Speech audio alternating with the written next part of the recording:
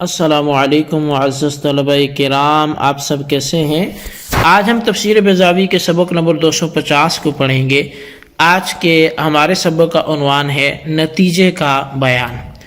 آج کے ہمارے سبق کی عبارت فَإِن لَّمْ تَفْعَلُوا وَلَن تَفْعَلُوا فَاتَّقُوا النَّارَ الَّتِي وَقُودُهَا النَّاسُ وَالْحِجَارَةُ سے شروع ہوتی ہے۔ آج کے ہمارے سبق میں ہم نے جو پڑھنا ہے وہ گزشتہ جو آیت ہم نے پڑھی وَإِن كُنتُمْ فِي رَيْبٍ مِّمَّا سے لے کر اِن كُنتُمْ صَادِقِينَ تک،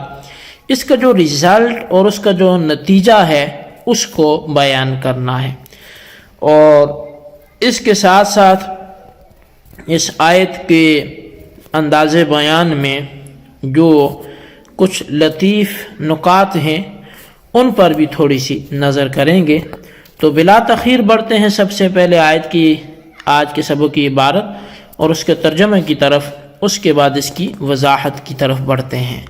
مصنف علیہ رحمہ لکھتے ہیں فَإِن لَّمْ تَفْعَلُوا وَلَن تَفْعَلُوا فَاتَّقُوا النَّارَ الَّتِي وَقُودُهَا النَّاسُ وَالْحِجَارَةُ، بس اگر تم ایسا نہ کر سکو اور ہرگز تم ایسا نہ کر سکو گے تو ڈرو اس آگ سے کہ جس کا ایندھن آدمی اور پتھر ہیں۔ لما بین لهم ما يتعرفون به امر الرسول صلی اللہ علیہ وسلم وما جاء به ومیز لهم الحق عن الباطل رتب علیہ ما ہوا کالفزلکۃ له۔ بس جب اللہ تبارک و تعالی نے ان کے لیے بیان کر دیا وہ معاملہ کہ جس کے ذریعے وہ رسول صلی اللہ علیہ وسلم کے معاملے سے متعارف ہو سکیں، اور جس کلام پاک کو رسول لے کے آئے وہ اس کے معاملے سے بھی جس کی وجہ سے متعارف ہو سکے، پہچان سکیں، اور ان کے لیے جب اللہ تبارک و تعالی نے حق کو باطل سے امتیازی حیثیت میں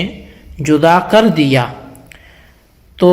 اللہ تبارک و تعالی نے اب ان پر وہ چیز مرتب فرمائی جو گزشتہ بحث کے لیے بطور نتیجے کے ہے یا نتیجے کی طرح ہے۔ وَهُوَ أَنَّكُمْ إِذَا اجْتَهَدتُّمْ فِي مُعَارَضَتِهِ وَعَجِزْتُمْ جَمِيعًا عَنِ الْإِتْيَانِ بِمَا يُسَاوِيهِ أَوْ يُدَانِيهِ ظَهَرَ أَنَّهُ مُعْجِزٌ وَالتَّصْدِيقُ بِهِ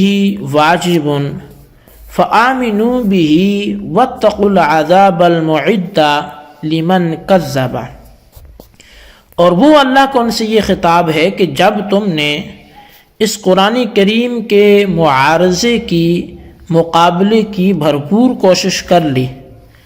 اور تم اس کے مساوی اور اس کا ہم مثل کلام لانے سے عاجز بھی آگے، تو یہ بات تم پر پھر خوب ظاہر ہو گئی ہے کہ تم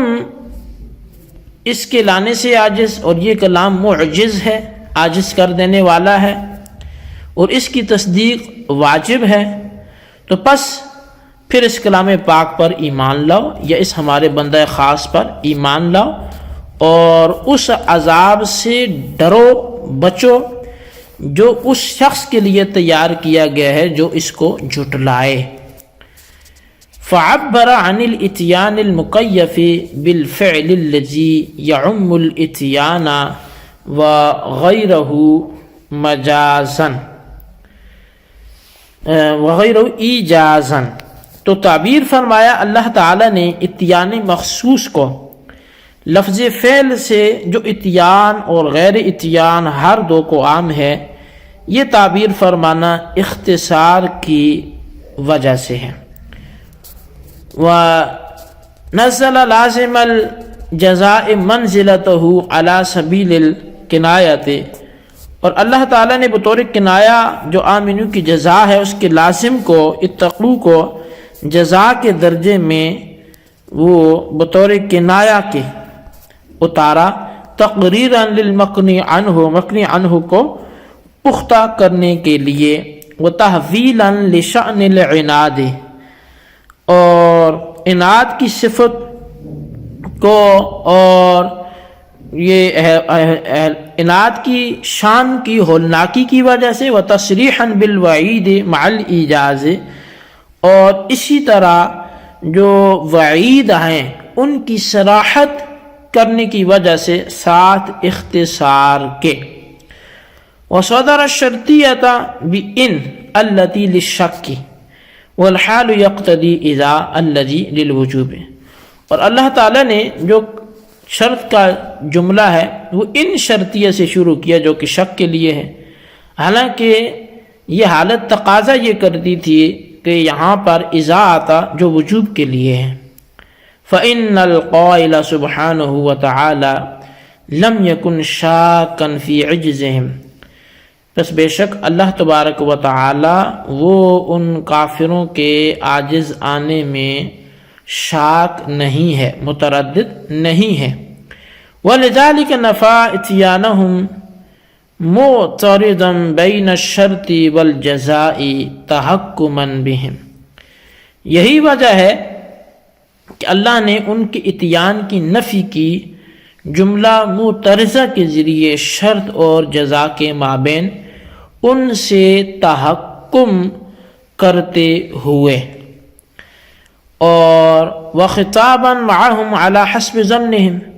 اور ان سے ان کے گمان کے مطابق یہ خطاب کرتے ہوئے۔ فإن العجز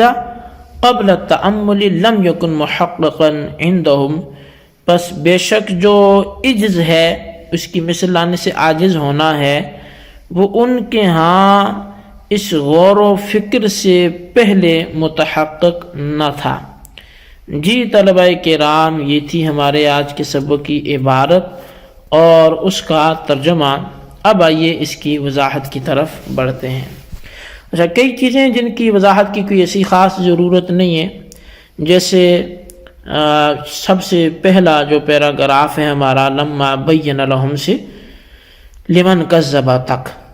کہ اللہ تبارک و تعالی نے اب جو آیت فرمائی ہے یہ بطور نتیجے کے ہے کہ تمہیں پہلے بتا دیا اس کی مثل لے آؤ، جب نہیں لا سکتے تو پھر تمہیں یہ مان لینا چاہیے کہ یہ اللہ کا کلام ہے، بندے کا کلام ہی نہیں ہے، اور جب یہ اللہ کا کلام ہے تو پھر اس کے ماننے سے تاخیر کس وجہ سے؟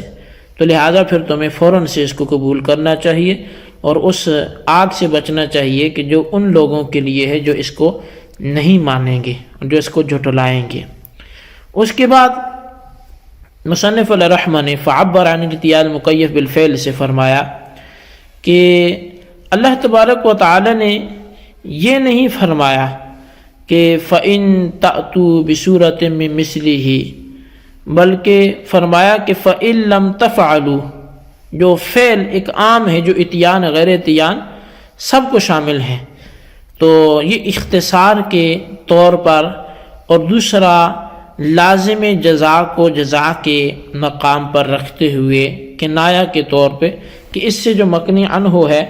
وہ زیادہ پختہ ہو جاتا ہے، تو اس وجہ سے ایسا کیا۔ اور پھر عناد کی شان بھی ہولناک ہے، اور اختصار بھی اس میں حاصل ہو گیا، صراحت بھی بعیدات کی ہو گئی۔ آخر میں یہ ایک شبہ ہے کہ یہ مقام تو یقین کا ہے،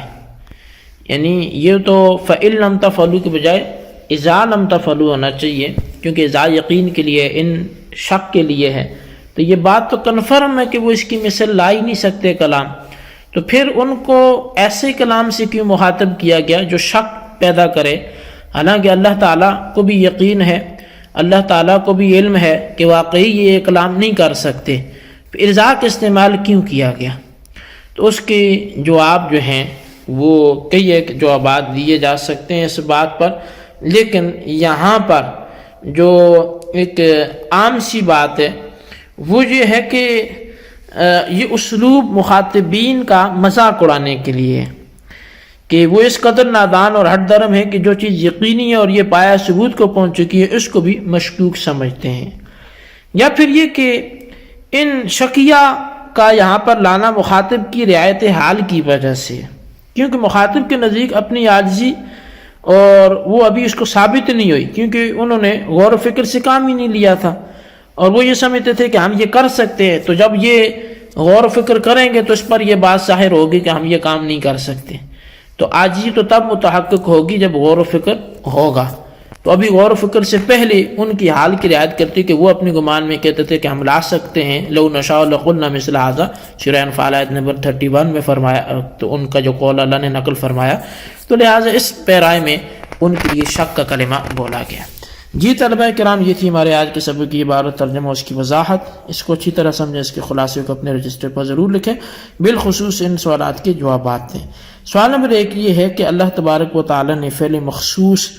کے بجائے فعل کا لفظ کیوں تعبیر فرمایا؟ اور سوال نمبر 2 یہ ہے کہ ان شرطیہ کو کیوں ذکر کیا، اذا کیوں نہیں ذکر کیا؟ جواب دیں. اللہ تبارک و تعالی میں یاد رکھنے کی توفیق نصیب فرمائے.